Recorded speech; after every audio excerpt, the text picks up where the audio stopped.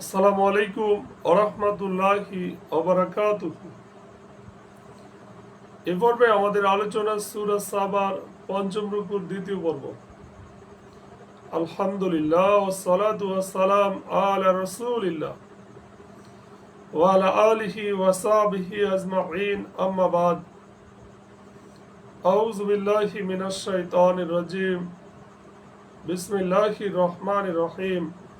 রব্বি ইশরাহ লি সাদরি ওয়া ইয়াসসির লি আমরি ওয়াহলুল উকদাতা মিন লিসানি ইয়াফকাহু কাওলি। আয়াত 37 এরশাদ হচ্ছে, ওয়ামা আমওয়ালুকুম ওয়ালা আওলাদুকুম, আর তোমাদের ধন সম্পদ ও সন্তান সন্ততি এমন বস্তু নয় যা তোমাদেরকে আমার নিকটবর্তী করে দিবে, তবে যারা ঈমান আনে ও নেক আমল করে তারাই তাদের আমলের বিনিময়ে পাবে বহুগুণ প্রতিদান, আর তারা জান্নাতের সুস্পষ্ট সুউচ্চ প্রাসাদে নিরাপদে থাকবে। সুবহানাল্লাহ। তো এখানে প্রথম বিষয় হচ্ছে যে এই ধন সম্পদ এই কথা প্রমাণ নয় যে তোমাদের সাথে আমার ভালোবাসা আছে এবং আমার নিকট তোমাদের বিশেষ মর্যাদা আছে। দ্বিতীয় বিষয় হচ্ছে, আল্লাহ বলেন আমার ভালোবাসা ও নৈকট্য লাভ করার পন্থাই হচ্ছে ঈমান ও নেক আমল। আল্লাহ রাসূল বলেছেন, হাদিসে আসছে যে আল্লাহ তাআলা তোমাদের আকার আকৃতি ও ধন সম্পদ দেখেন না, বরং তিনি তোমাদের অন্তর ও আমল দেখে থাকেন। থার্ড বিষয় হচ্ছে, মহান আল্লাহ তাআলা একটি নেকির বদলা কমপক্ষে 10 গুণ এবং ঊর্ধ্বপক্ষে 700 গুণ বরং তার চেয়ে অধিক গুণ বর্ধিত করে থাকেন। والذين يسعون في آياتنا معاجزين أولئك في العذاب محضرون। আল্লাহ বলেন, আর যারা আমার আয়াত সমূহকে ব্যর্থ করে দিতে চায় বা ব্যর্থ করার প্রচেষ্টা চালায় তাদেরকে আযাবের মধ্যে উপস্থিত করা হবে। আল্লাহ বলেন, কুল ইন্না রাব্বী ইয়াবসুতুর রিজকা লিমান ইয়াশাউ মিন ইবাদিহি ওয়া ইয়াকদিরু লাহু।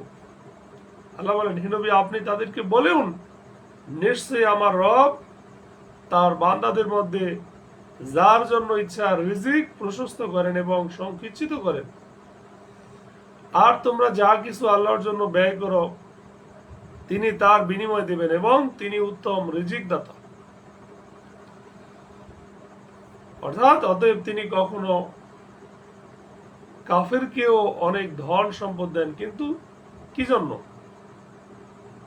তাকে ঢিল দেওয়ার জন্য। এবং কখনো মুমিনকে অভাবগ্রস্ত রাখেন কি জন্য? তার নেকি বৃদ্ধি করার জন্য। সুতরাং ধন সম্পদের কম ও বেশি হওয়া তার সন্তুষ্টি ও অসন্তুষ্টির কারণ বা প্রমাণ নয়। দ্বিতীয় বিষয় হচ্ছে এখানে ইখলাফুন, মানে এর অর্থ হচ্ছে বিনিময় বা প্রতিদান দেওয়া। এই বিনিময় ইহকালেও সম্ভব, আর পরে কালেও তো সুনিশ্চিত। আল্লাহ তাআলা বলেন, হাদিসে কুদসিতে আসছে, তুমি খরচ করো, আমি তোমার উপর খরচ করবো, অর্থাৎ তোমার খরচের বিনিময় দেব। দুইজন ফেরেশতা প্রত্যাহ ঘোষণা করেন। তাদের একজন বলেন, হে আল্লাহ, তোমার রাস্তায় যারা খরচ করে না তাদের সম্পদ নষ্ট করে দাও। আর দ্বিতীয় ফেরেশতা বলেন, হে আল্লাহ, তোমার রাস্তায় খরচকারীদের বিনিময় দাও। থার্ড বিষয় হচ্ছে, যদি কোনো ব্যক্তি কাউকে কিছু দেয় তবে তার এই দেওয়াটা হয় আল্লাহ তাআলার তৌফিক, প্রয়াস ও সম্মতি দান এবং তার লিখিত ভাগ্যের ফল।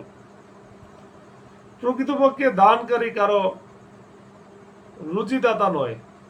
যেমন পিতাকে সন্তানদের বা বাদশাহকে তার সৈন্যদের দায়িত্বশীল বা মালিক বলা হয়, আসলে রাজা প্রজা ছোট বড় সকলের রিজিক দাতা প্রকৃতপক্ষে সে আল্লাহ তাআলা, যিনি সকলের সৃষ্টিকর্তা। অতএব যে ব্যক্তি তার ধন সম্পদ থেকে কাউকে কিছু দান করে সে আসলে ওই ধন সম্পদ খরচ করে যা তাকে আল্লাহ তাআলাই প্রদান করেছে। সে দান করে না, খরচ করে।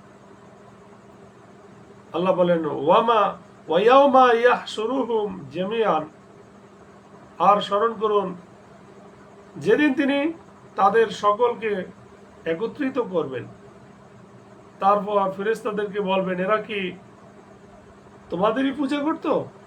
অর্থাৎ যে মুশরিকদেরকে লাঞ্ছিত করার জন্য আল্লাহ তাআলা ফেরেশতাদেরকে এই কথা জিজ্ঞাসা করবেন। যেমন ঈসা আলাইহিস সালাম সম্পর্কে উল্লেখ হয়েছে যে আল্লাহ তাআলা তাকেও জিজ্ঞেস করবেন, হে মরিয়ম তনয় ঈসা, তুমি কি লোকদেরকে বলেছিলে যে তোমরা আল্লাহ ব্যতীত আমাকেও আমার জননীকে উপাস্য রূপে গ্রহণ করো?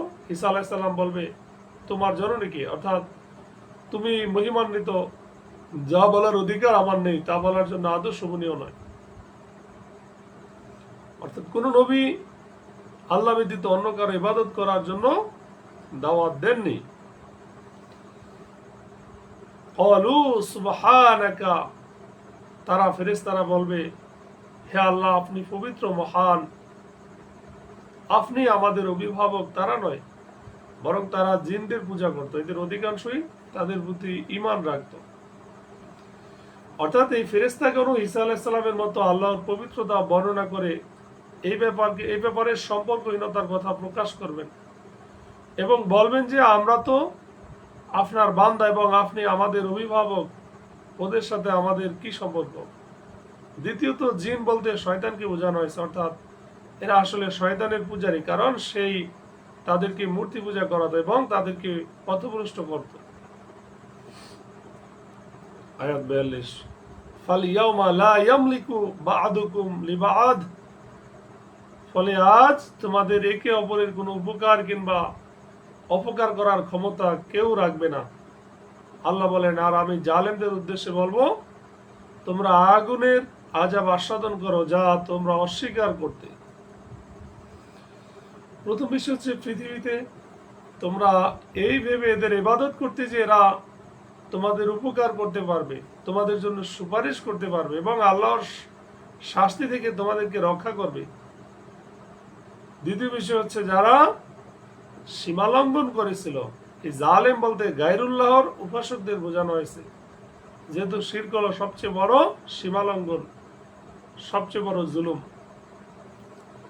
আয়াত 43 আল্লাহ বলেন, ওয়াইযা তুতলা আলাইহিম আয়াতুনা বাইয়িনাতিন, আর যখন তাদের কাছে আমার সুস্পষ্ট আয়াতসমূহ তেলাওয়াত করা হতো, তখন তারা বলতো, এ তো এমন এক ব্যক্তি যে তোমাদের বাধা দিতে চায় তা থেকে, যার ইবাদত তোমাদের পিতৃপুরুষগণ করত।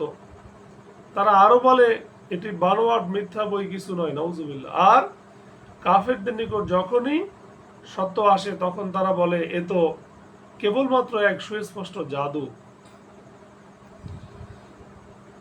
প্রথম বিষয় হচ্ছে, ব্যক্তি থেকে উদ্দেশ্য হলো আল্লাহ রাসূল সাল্লাল্লাহু আলাইহি সাল্লাম, আর বাপ দাদার ধর্ম তাদের নিকট সঠিক ধর্ম ছিল, যার ফলে তারা আল্লাহ রাসূলের এই অপরাধ বর্ণনা করেছে যে এ তোমাদের সে সকল উপাস্য থেকে বিরত রাখতে চায় যাদের ইবাদত তোমাদের বাপ দাদারা করত।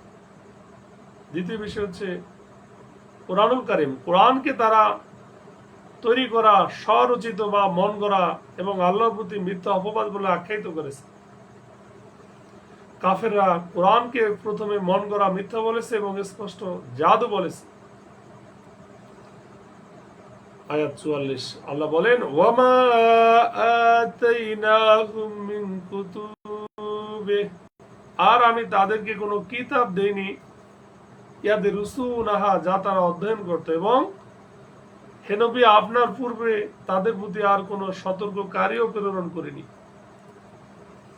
অর্থাৎ এর জন্য আকাঙ্ক্ষা পোষণ করত তারা, যেন তাদের নিকটেও কোনো পয়গম্বর আসেন এবং আসমানি কোনো গ্রন্থ অবতীর্ণ হয়, কিন্তু যখন তা এসে গেল তখন তারা অস্বীকার করে বসলো। এ পর্বের শেষ আয়াত, আয়াত 45 আল্লাহ বলেন, ওয়াকাযযাবাল্লাযীনা মিন ক্বাবলিহিম ওয়ামা বালাগু মি'শার, আর তাদের পূর্ববর্তীরাও অস্বীকার করেছে, অথচ আমি তাদের পূর্ববর্তীদের যা দিয়েছিলাম এরা তার 1/10 পায়নি, তবুও তারা আমার রাসূলদের অস্বীকার করেছিল। ফলে আমার প্রত্যাখ্যান অর্থাৎ শাস্তি কেমন হয়েছিল। এখানে মক্কার কাফিরদেরকে সতর্ক করা হচ্ছে যে তোমরা মিথ্যা ও অস্বীকার করার যে পথ অবলম্বন করেছো তা দারুণ বিপজ্জনক।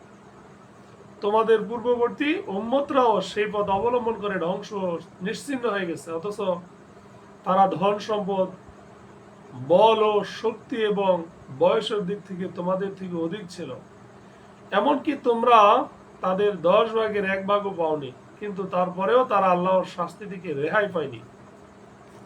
আল্লাহ তাআলা আমাদেরকে সঠিক বুঝ দান করুক, আমিন।